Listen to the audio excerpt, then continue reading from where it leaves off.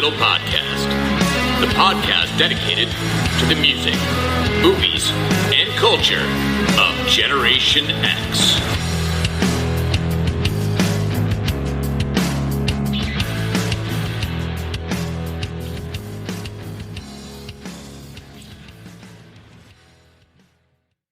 What is up, slackers, and welcome to another episode of the Stuck in the Middle podcast.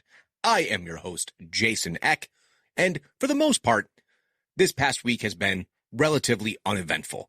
It's been super busy, both personally and professionally, but with the exception of some teen drama, for those of you who have teenage daughters, you will know. Other than that, it's been just work busy and just trying to do stuff and trying to stay motivated, even though there are so many things that can be really demotivating just in life in general. And, yeah, I mean, that's really about it. Just, there was a prom this weekend, my daughter's junior prom. It turned out to have worked beautifully. There was definitely some drama leading up to it, but ultimately she had a great time. She, unlike other of her girlfriends, does have a boyfriend. I'm still not sold on the boyfriend, just not. But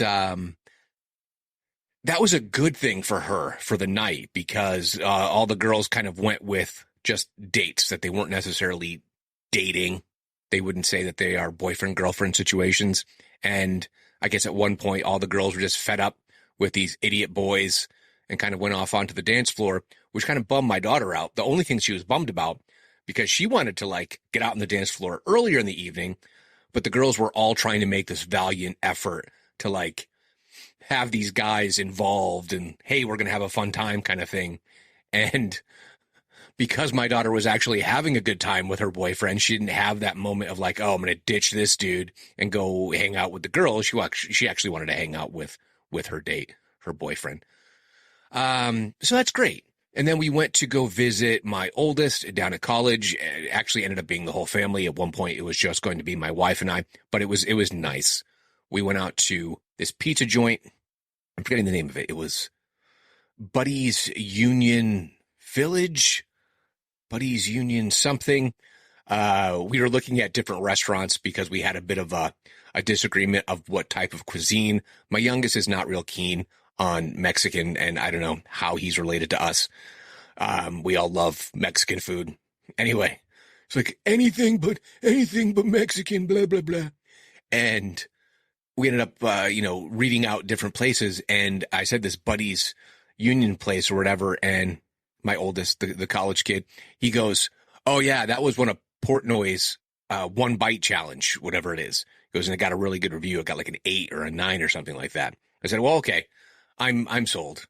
Problem is I'd already had pizza that week and I've been trying to actually focus on my health and fitness, and having 2 pizzas in the course of a couple of days was maybe not the best choice, but I have to tell you, so I've mentioned before I have Crohn's disease. For whatever reason, if I'm feeling a little bit dodgy in my stomach, more often than not, pizza gets me back on track.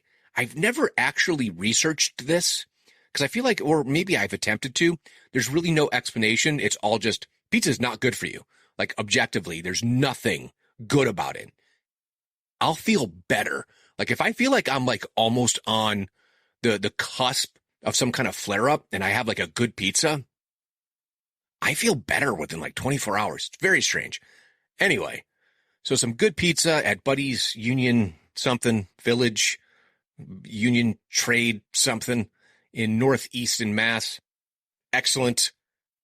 I refrained from the ice cream. We went out for ice cream afterwards. I'm like, no, I'm good. I just had a pizza. They're all like quote unquote personal size pizzas. I'm not sure what the diameter is, but I was full. But they also have something called a burnt edge, which you can get as a kind of a side or an add-on, where they have extra sauce and cheese along the edge of the crust, and then it's caramelized and burnt. Oh my gosh. You give me anything, and maybe this is the Connecticut part of like kind of burnt brick oven, thinner slice pizza, that New Haven style pizza. I'm in. I am absolutely in. But yeah, it was nice. Some family time to see him. He's in finals, I think, this week or next, so he's going to be home soon. And honestly, it's always great to have him home. So that's cool. And, we got a prom. So good stuff. Oh, I will say this. My daughter had a job, worked 2 shifts, and is like, I'm not doing this. Yeah. Anyway, what are we talking about tonight? So, couple of things, just in reading. That's how I get a lot of my ideas, just living life. And there's a couple of things that we've talked about in the news. And some of it has been, and maybe it's also just social media, but critically thinking about the moon landing. No, this is not a conspiracy episode, but just talking about how the fact that the moon landing was presumably live streamed back in 1960, whatever. And subsequent missions to the moon, particularly by other nations, by the way, have not been recorded. It just seems odd, right? It's so weird. It's just weird. But anyway, I started thinking about technology and innovations in technology. And one of the other things is the advent of AI and how AI is continuously growing, becoming smarter. Yet some of these things say things that make no sense, and people try to trick it. And I feel like more often than not, the really clever people who truly understand how the prompt response works find ways to make it do or say things that it claims that it can't. And I think that's really interesting. But then also how simple problem solving, like one that I read, and I believe it was Grok AI, which is through Twitter, which is, I'm a man and I have a goat. We need to cross the river. There is a boat big enough for a man and a goat. What are the fewest number of trips it would take to safely transport the man and the goat across the river? And Grok responded, well, the man and the goat can fit in the boat, cross the river, let the goat off, the man crosses back across the river, then goes back again alone. So now the man has crossed the river. For some reason, it couldn't understand that it could have done both in one shot. So there's something about the prompt. There's something about the learning mechanic. But anyway, that's not really what we're talking about. But then also driving in the car on this trip to go visit college, and we just started talking about like cell phones. We're just talking about cell phones in general, because obviously a lot of us, and I am guilty as charged, completely reliant upon these little computers that we have. And just talking about how my wife's first phone I bought for her. Oh, we were talking about telephone numbers. And so in Massachusetts, there's a couple of area codes. And the most common one is in the Boston area is 617. But you also have 718, and you also have 978, and there's 508, 508, 978. But so anyway, a bunch of them. 617 is the most commonly known in the greater Boston area. But they were all out of 617 numbers when I bought my wife her first cell phone, which I believe was a Sony Ericsson, if you remember that partnership between Sony and Ericsson. And she had to get an 857 number. And she was bummed by this. She wanted a 617. And we're just talking about just technology. And they're like, yeah, it's just so weird to think of you guys not having cell phones. And I'm like, yeah, there's a lot of technology that we didn't have that you kind of take for granted because you have this whole computer right in your hand. But bear in mind, we predate computers being readily available to everyone, sometimes for ridiculously low price points at this point, right? So I did some research, and I came across this fantastic article. And I'm just going to use this article as the base. So this came out in 2019, and it's on ZDNet. The author does not seem to be listed on this version, so I will pull that up in the end because actually, you know what? Let me do that here. This was written by David Gerwitz, senior contributing editor for ZDNet, and it's entitled "Technology That Changed Us: The 1970s from Pong to Apollo." Now, there's a subsequent series. So we're going to start with the 70s. Now, some of this stuff, I'm too little to remember. Some of you older Xers might be like, absolutely. So it's also interesting. There's a couple things that come up as far as people who were so far ahead of the curve that the technology that they envisioned hadn't yet been invented. So here we go. 1968. Apollo 8. Now think about that. The space race. Apollo 8 was originally designed to perform lunar modular testing in low Earth orbit, but production failures were found.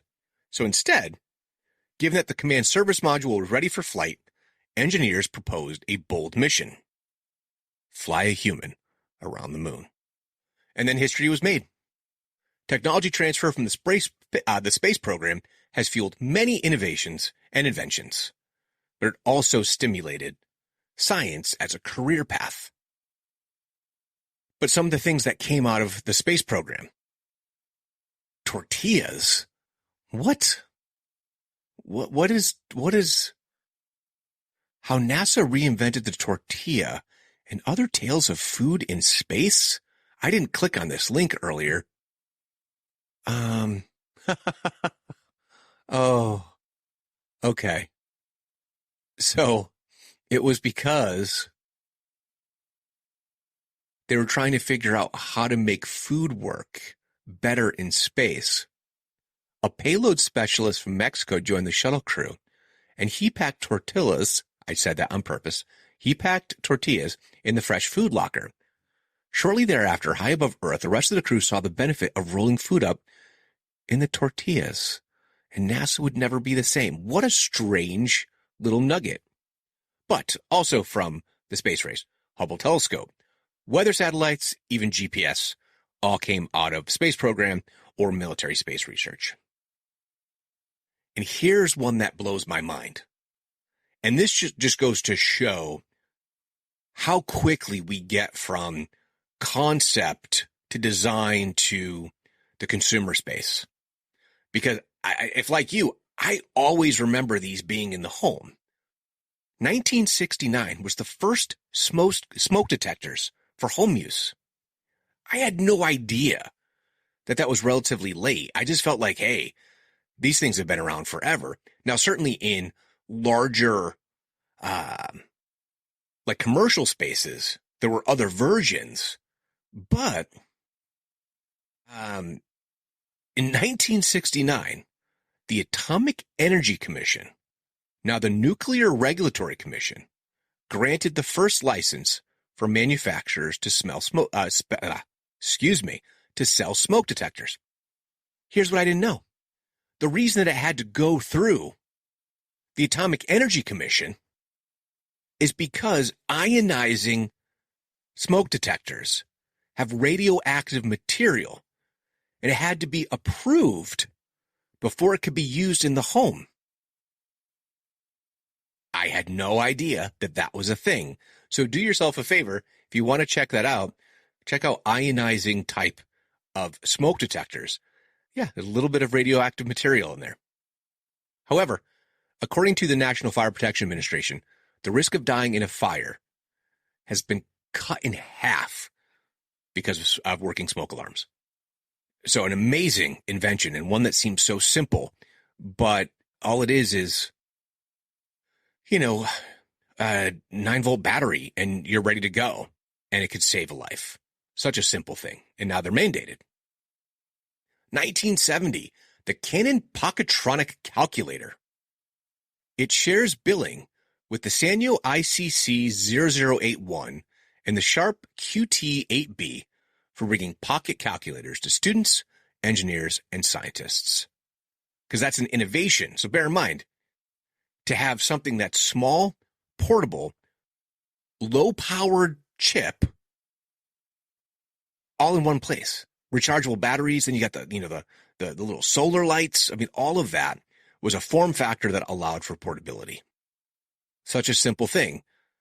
And now, of course, we have them on our phones. There is some discussion about whether using your iPhone or Android calculator, how that matches up against like one of the Casios that are used for, school, graphing calculators and stuff like that.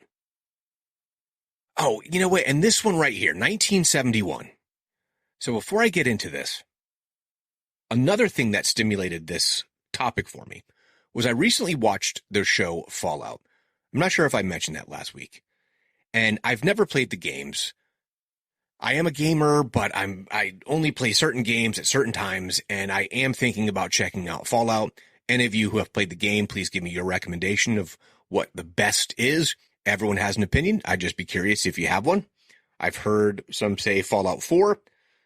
Some have said New Vegas. Anyway, let me know your thoughts. But one of the critical things in the aesthetic of the game is that it's an alternate timeline. And the thought is that the microprocessor didn't come into fruition. So therefore, everything is much more analog and mechanical. And what a huge difference that would make in the technology that we use had we never had the microprocessor. So in 1971, Intel introduced the 4004 or the 4004 microprocessor, and it ran at a 10th of a megahertz. Think about the devices that we use now. Like many intervals higher than a 10th of a megahertz. Like, what is it? My monitor here is like 60 megahertz or 70 megahertz or something like that. But it was huge as an invention. Intel was just another company back then.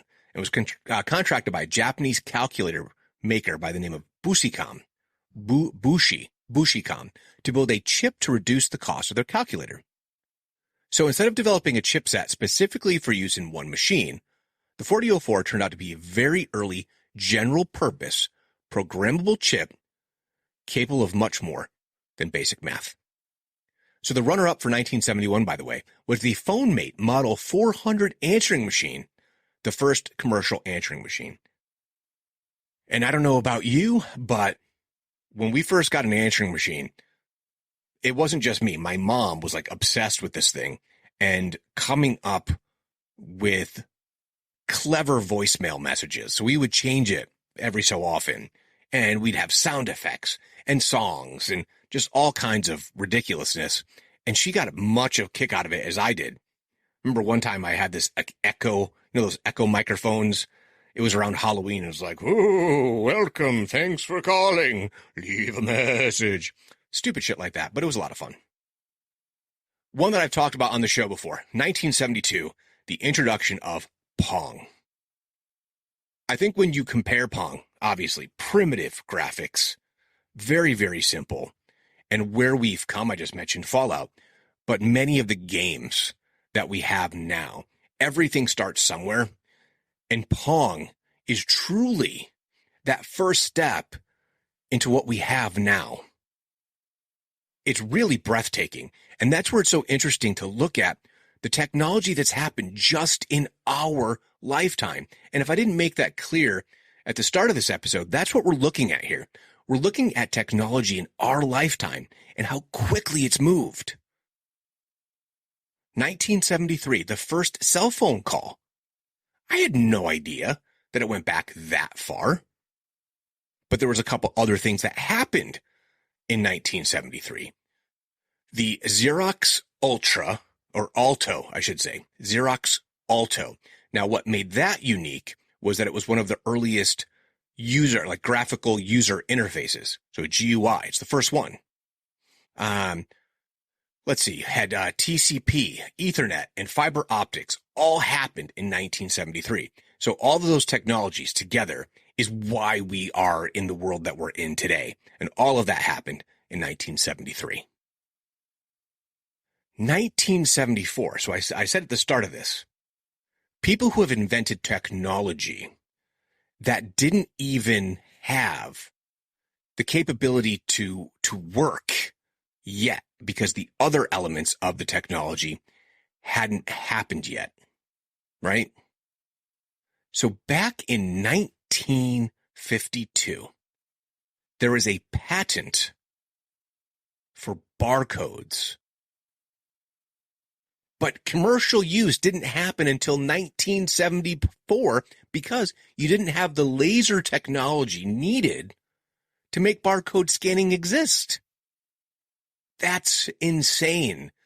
Someone's like, well, what if we had these little codes on the side of a product, and I don't know, you do something to it, and it will bring it up into a cash register, and it will tell you the price and how many you have in stock. Didn't even have the technology to be used yet. So again, think about your process of going to the grocery store now. So I was born in 1974. One of my mom's first steady jobs. So I've said it before. She was a teen parent, and so she's in her early 20s, and she needs to work full time. And she starts working at the grocery store. Now, my whole life, so think about how quickly things came about. 1974, commercial barcode scanner gets brought to market.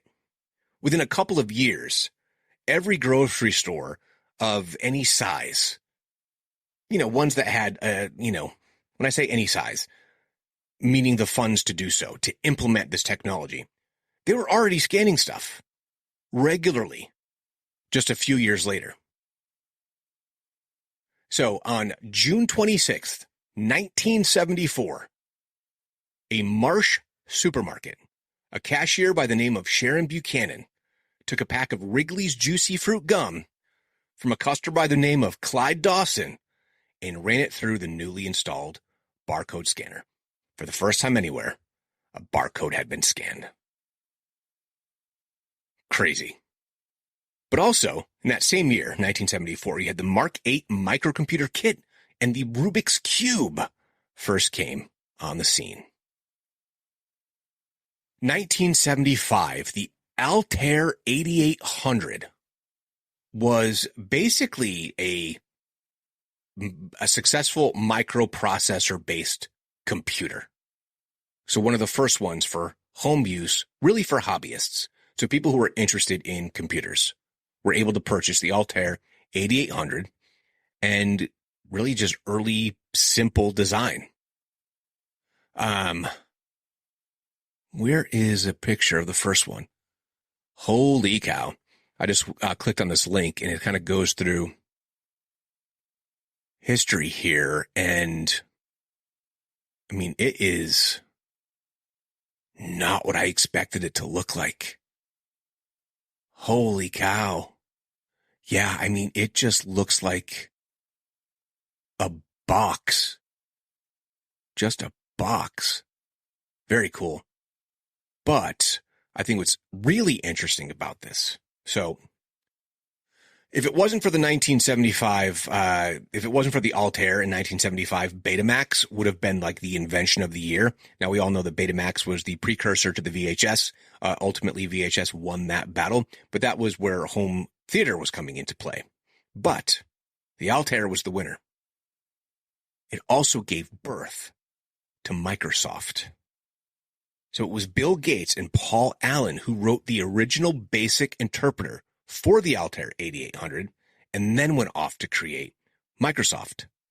This was the first chapter that you could say right now, this 1975 Altair 8800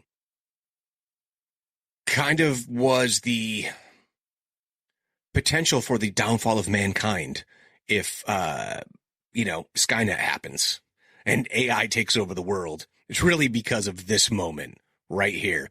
And surprise, surprise, Bill Gates is somehow involved. Of course he is. But in 1976, just a year later, the Apple Computer Company, it was founded by the late Steve Jobs, Steve Wozniak, and you might have heard Ronald Wayne. For some reason, his name has come back up again and in social media, kind of like busting this guy's chops because he sold his equity stake in Apple for $800. $800. What a loss. But they decided, the article writer here, David, said that the runner-up for 76 would have been the Apple I. But the company was more important because the Apple I was not as successful as 1977, so the next year, the Apple II. The Apple II changed the face of personal computing, and it ushered in other key transformations like VisiCalc, the first commercial spreadsheet program. Now, I'll admit, I'm not a pure techie. That's not really what my forte is. I'm an appreciator of technology, and I think that I use it effectively. However, I didn't really know about VisiCalc because I wasn't thinking about spreadsheets when I was younger. So when I first entered the workplace, I knew about Microsoft. I knew about Excel. There was, Access, which was the database program, and there was Lotus 123. So I cut my teeth in finance using Lotus 123. Runners up for 1977, Atari 2600 and the Polaroid one-step land camera. 1978 brought us the first bulletin boards, the BPS. So the bulletin board system. So basically it's the precursor of things like, forums and, Reddits, those kind of things. This goes all the way back to 1978. And during the blizzard of 1978, two guys by the name of Ward Christensen and Randy Soos were stuck at home. So Christensen had already created a modem protocol for file transfer. And he said, hey, this could be fun. But get this. This first bulletin board system was a dial-in, but you could only have one person at a time. So let's say I wanted to leave a message for you, the listeners of the show. I would have to go to the bulletin board, type new episode out today, log out, and then individually you would have to dial in to get that message. So anyway, David Gerwitz here says, the importance of the BBSs can be both mocked and celebrated. Without BBSs, we probably wouldn't have as many trolls as we do online, but they were also the first social networks and a way for consumers and interested parties to gather together, magnify their influence, and share information. And I think one of my favorite inventions, this is full honest truth, because it got me through my teens. 1979, Sony Walkman. So I kind of disagree how he phrases this, but he said, I know it's hard to believe now, but the idea of private personal music didn't exist before 1979. Either you played your albums on your home stereo or you blasted the music via something like a boombox. Well, you could listen to your records through headphones. You know what I mean? Like, yes, it is on your home stereo, but you could put your headphones on and plug into it. Just a simple, what's it called? RCA jack. Is that what it's called? I think so. Same thing with a boombox. Like before I had a Walkman. So I know this came out in 1979. I didn't get a Walkman until 80. I want to say like 80, probably 85, 86, somewhere around there. Of course, I listened to vinyl late. I listened to 8-tracks late. A lot of it was hand-me-down stuff. I listened to records plugged in, but I typically listened to cassettes before bed or while I was going to bed on my boombox, which was right next to my bed, plugged in the headphones, listen to my music. So there were ways to make it private, even with other technologies, albums, 8-tracks, cassettes. But to have it in your hand and to be able to carry it with you. For example, I've talked before, working at a grocery store. You have to go out and get the shopping carts. Grab your Walkman, grab your coat, plug in, listen to your music. Awesome invention. And then the CD Walkman. And then here we are. For a while, there were the iPods or whatever MP3 player that you had. And now everything again, it's on your phone. The runner-up for 1979, amazing. Not technology, but just an invention. The Happy Meal. McDonald's Happy Meal came out in 1979. So that is the 70s. Let's check out the 80s in technology, shall we? Let me check the time here. Oh, we're doing good. We're doing good. So, let's see. Some of this stuff is beyond me, so I'm just going to share it because you all might find it interesting. 1980, Tim Berners-Lee's Enquire early web prototype. So, Innovation of the Year is for a failed project because Enquire was developed in 1980, and it's considered the first prototype for the web. But it was a bit more like a cross between HyperCard and a wiki, and required general maintenance. So what is HyperCard? Let's see. Apple's lost decade. HyperCard and what might not have been if Apple then was like Apple is now. Well, this is too much additional reading.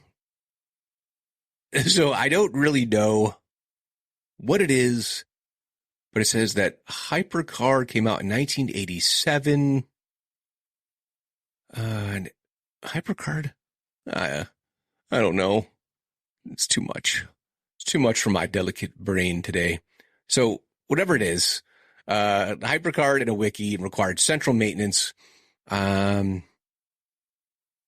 If it weren't for how totally the web has transformed our work, we wouldn't have given 1980 to Enquire, but even as an early prototype, it moved the needle that would knit the web and has had amazing impact. Runners up, Pac-Man, one of the most popular video games of all time. The Empire Strikes Back came out in 1980. Microsoft Z80 Soft Card, a device that brought CP/M business programs to the Apple II, and the Timex Sinclair ZX80, one of the very first low-cost Timex Sinclair ZX80? What? Home computer release date, the United Kingdom, January 29th, 1980. Media cassette tape, operating system Sinclair Basic. Wow, it was a kit available for 80 British pounds, or you could buy it already built for 99 British pounds. Holy cow. This thing is cool. I'll have to do some more research on it. I just think of it in comparison to some of the other things that, came out in the early home computing world. Your Commodores, your VIC-20s, your Trash 80s, wasn't really home model. Anyway, very cool. Didn't know about Timex. Why is it Timex? Did they just invest? Anyway, cool invention. So then, 1981, IBM PC and MS-DOS. So David Goritz writes here that he's choosing both of them together because the two products together gave us that desktop PC that we know. And it spawned Windows, which really dominated everything up until it had more, I think, real competition when Apple was always a competition, but much more niche than I think it's become. I think now because all the Apple stuff talks so well to each other, I'll admit, I really do enjoy the Apple environment, but it took me a good 6 months to really feel comfortable, and I still don't navigate it as, I think, reflexively as I do Windows-based products, but I love the way everything interfaces beautifully. The runner-up for 1981 was the Osborne 1, the first truly portable business computer. Let's check out the Osborne 1 here for a second. Holy cow. It looks like a portable typewriter with a very small central screen right in the middle with 2 floppy disk ports on each side of the screen, which is tiny. A simple number key. Wow. Very cool looking. So check that out if you have the time. Very cool looking. But 1982, something that's near and dear to my heart. That is the Commodore 64. So here's a question that I have, because if this is true, I'm trying to remember if I got any Christmas presents that year, because I don't know how the hell we were able to afford a Commodore 64 for $595 retail, which was about a third of the cost of an Apple II at the time. I'm going to assume that my mom convinced my grandfather that it was because she needed it for school, because she was going for a degree in business administration with kind of a concentration on the technology piece. Very interesting. I'm like, that's a lot of money. Runners up for that year, ColecoVision, one of my all-time favorite systems. IntelliVoice. IntelliVoice was is an adapter for the Intellivision that utilizes a voice synthesizer to generate audible speech. Okay. I'd have to look more into the actual usage for this, but it looks as though it played with certain games, like Tron Solar Sailor. I don't know. I don't remember having ever heard about the IntelliVoice. The Cray XMP, which I'm not sure what that is either. That is a NASA product of some sort. Again, I don't claim to know about all this stuff. But also 1982 brought us Diet Coke. Good or bad. Take it as you will. 1983, Lotus 123. Oh, I'm so glad to see this on here. This is where I'm kind of a dork. I do love spreadsheets. I spent much of my past, 3 weeks in particular, really buried deep in spreadsheets. But anyway, 123 was introduced in 1983, pairing with DOS on IBM-based PCs. And Lotus 123 was the PC's killer app. It was much faster than VisiCalc, had better graphics, macros, and combined features that previously required users to leave one program, swap floppies, and launch another. Absolutely. And it did. It had great macros built in. So we had a beverage reconciliation that was built into the app because we had to reconcile the entire hotel's revenue each night. We would then have to export all of that to a disk and then move over to a DOS 2.1 machine in order to produce the nightly reports. So yeah, I really liked Lotus 123. Also in 1983 was the IBM PC XT and the Compaq Portable. Do you remember Compaq just being absolute market killers back then? Yeah. Oh, wow. So that machine I do remember, and that was at one of my mom's workplaces. Huh. Cool. 1984, Macintosh, the first Mac, reached the market, but it was considered a failure at first. It was continued a failure, and Steve Jobs had apparently a negative view, but they kept working at it, and eventually, obviously, it became a thing.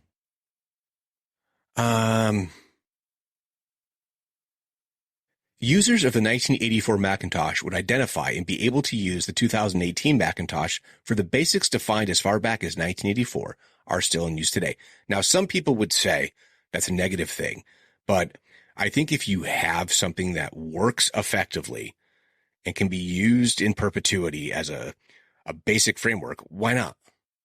There are some elements of Windows that have changed a lot, and the last two iterations of Windows I've been less keen about. And since they've gone with their 365 and their online cloud-based stuff, even things like, I think, Outlook, which is one of my, tried and true, as we all do, I think, we use a lot of Outlook. It's just not as good as it used to be, particularly when it comes to categorizing and searching for information. 1985, it is hard to go wrong with saying the first NES, Nintendo Entertainment System, making it into the marketplace. That was a huge a huge consumer boom in what would become the video game industry as we know it. Sure, there was Atari, and I've mentioned ColecoVision and Intellivision, and then there was, different versions of Atari, but that first NES, it as they said here, the NES rescued the video game industry. So it's all about Mario. What are our runners-up for 85? The Sony Discman. Wow, it's crazy. I didn't start buying CDs regularly for another probably 4 or 5 years. I was still all cassette. The Amiga 1000. Wait, that sounds familiar. Oh, never mind. That page is gone. Laser printers and Hayes Smart Modem 2400. 1986 gave us the automated listserv. The automated first email list management system. Listserv allowed bulk email sends, allowing users to subscribe and unsubscribe and vastly extend the reach of conversations online. Yet somehow I can't get unsubscribed from things in 2024 as effectively as apparently you could back in 1986. 1987, we have Apple's HyperCard.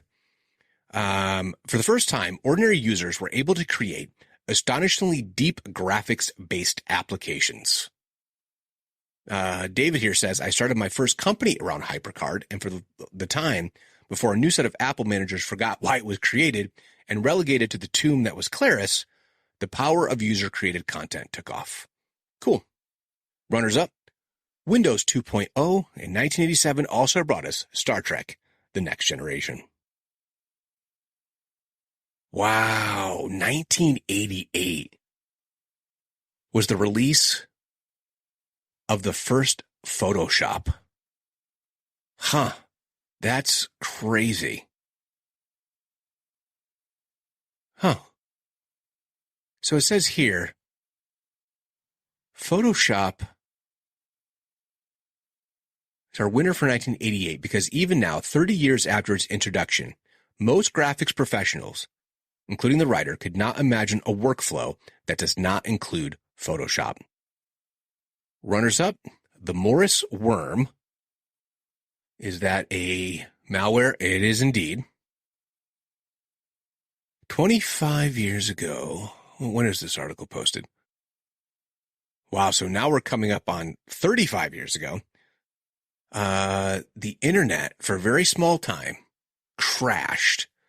The cause was a selfish experiment turned Frankenstein monster instigated by a graduate student at Cornell named Robert Morris. I don't know. He was simply trying to make a point, is what it all comes down to. But also in 1988, this is one of those contentious issues, so it depends on, I think, how you feel about it. Prozac was introduced to the marketplace in 1988.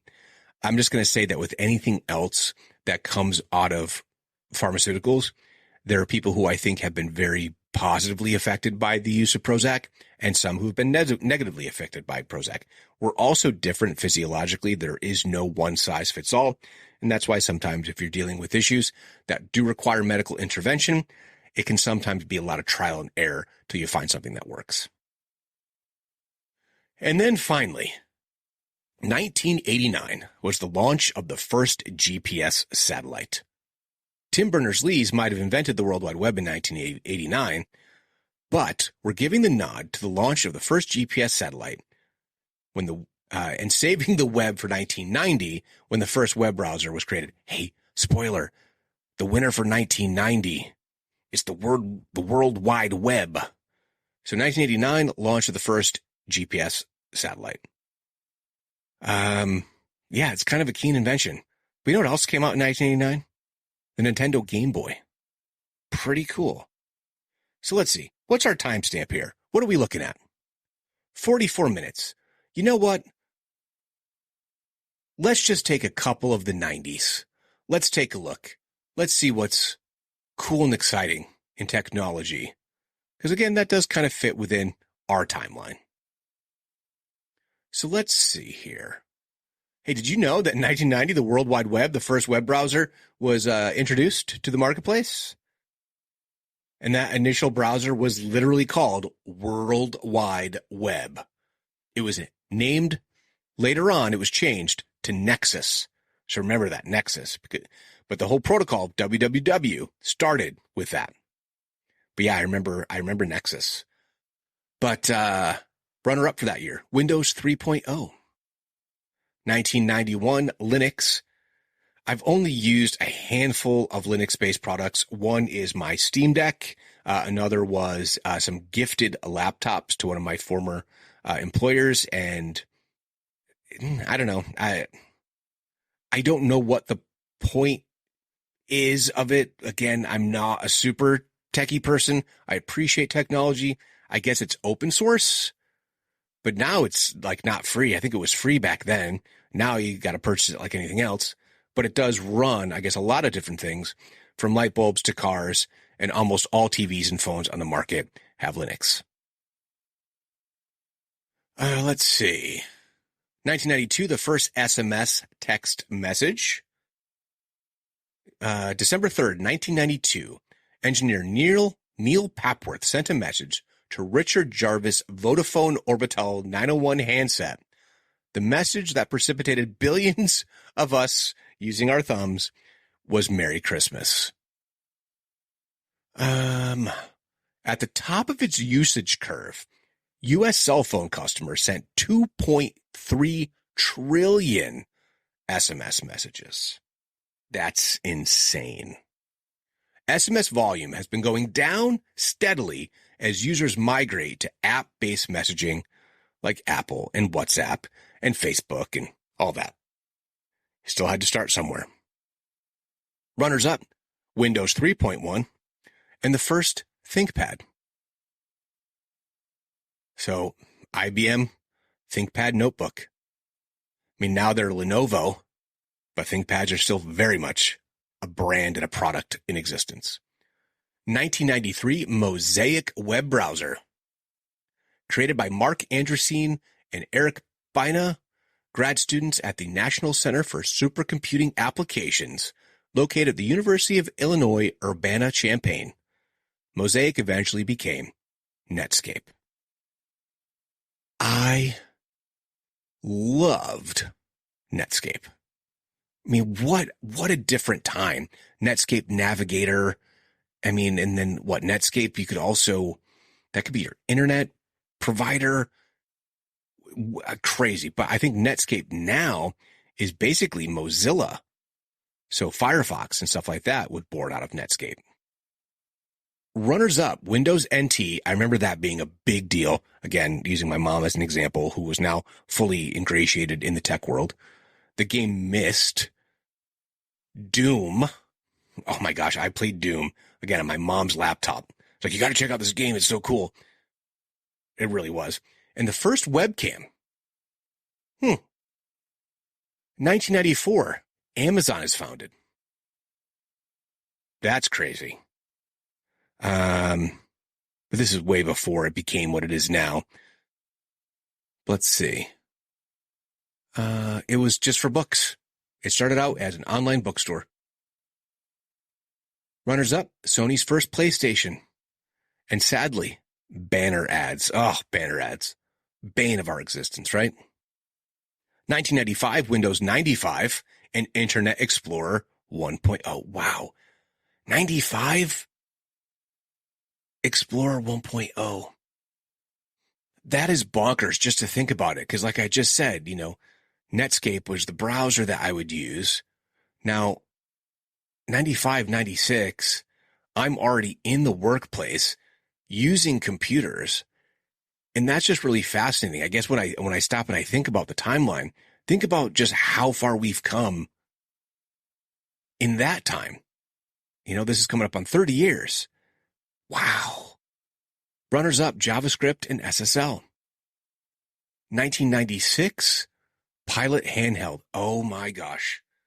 The Palm handhelds. Do you remember those? I did. I had them when I was in college. So it was because I went to school later, and before we had these iPhones and such, I had this little device and I took notes on it. Crazy. 1986 also gave us USB. 1997, Steve Jobs returned to Apple.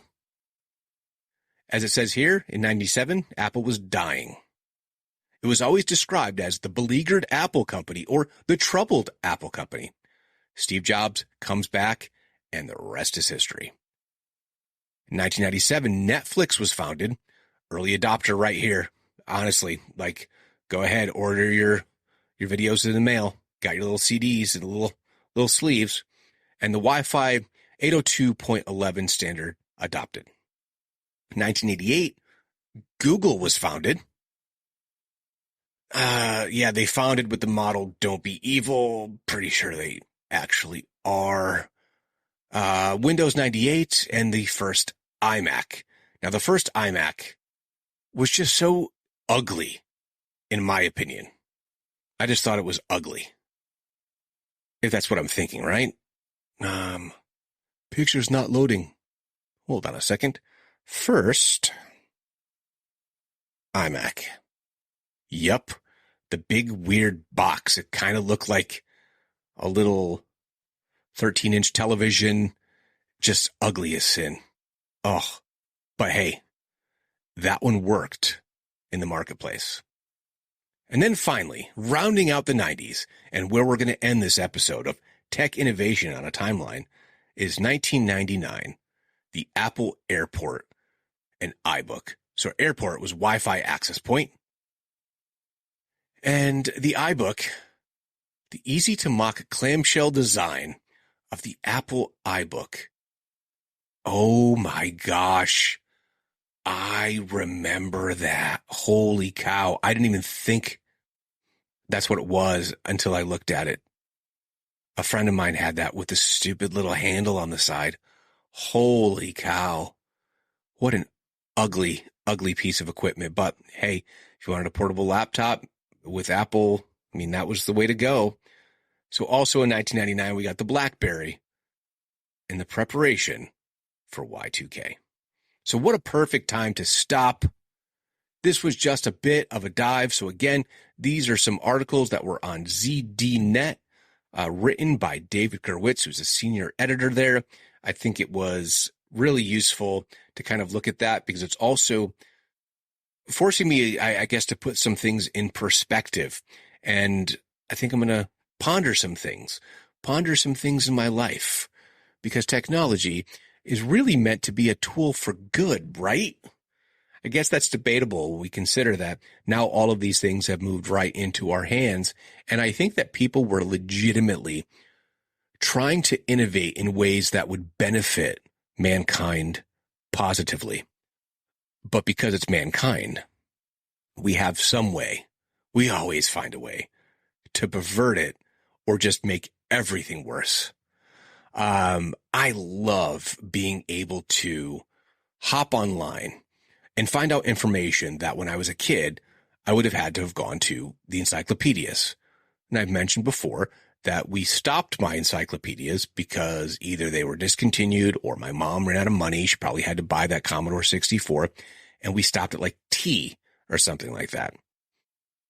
But yeah, you had to go to, as my dad would say, the old Funkin' Wagnalls, and you go and you'd pull up information, or you went to a library. I love the fact that I can pull up basically anything in seconds, but it also means I find that I am not retaining information in the same way. Now, part of that is just getting older. That just goes with the territory. But I used to feel, I feel as though I used to learn something and retain it forever. Like once I learned something, it was locked in and could be accessed later on. Now I don't feel I do that as well. I feel like I research sometimes the same thing multiple times. Go, oh my gosh, yeah, I knew that. I read about that before. It just doesn't stick. Now I've mentioned before, I think part of it is the lack of touch, that tactile piece of reading a book, like really feeling it and turning the pages and looking through something. I don't know why. I feel as though I've always retained information better in that way. So maybe I just have to make the promise to myself that I said I was going to, which was to read. So if anyone would be interested in a virtual book club, send me some information.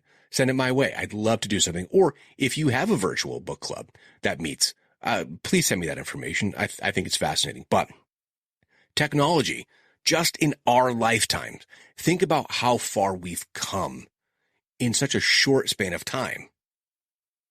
Now, some would say, well, there's still much more innovation to happen. Of course there is. Some would even say that it's really not moving at the pace that you would expect. I think it is. I really think it is. And I think that it's all in research and development for all these major companies, as well as governments and government agencies that are developing all kinds of things at such a rapid pace. Some of that is going to make its way, obviously, into consumer and home use. But yeah, I mean, it's a lot. It's a lot in a pretty short period of time. Pretty remarkable. Mankind's pretty remarkable. Like I said, also terrible what we do with this technology. Isn't that kind of the whole basis of Oppenheimer, which I still haven't seen? Maybe that'll be what I do this weekend. We'll see. But anyway, like I said, whether it's about a book club or topics that you're interested in, and I may be posting something about the potential for maybe having some auditions, if you will, for a co-host. Because, I really could use a foil to talk against. Because some of the podcasts that I enjoy the most do have multiple voices and not just one person. Then again, I don't think I'm that interesting. So thank you all for coming back each and every week. So how can you contact me? You can email me at stuckinthemiddlepod@yahoo.com. You can find me on Instagram, X, and YouTube at StuckPodX. Head on over to the Facebook page, Stuck in the Middle, a Gen X podcast. Please like, comment, share, leave 5-star reviews, and most importantly, please subscribe to the podcast. So until next time, later, slackers.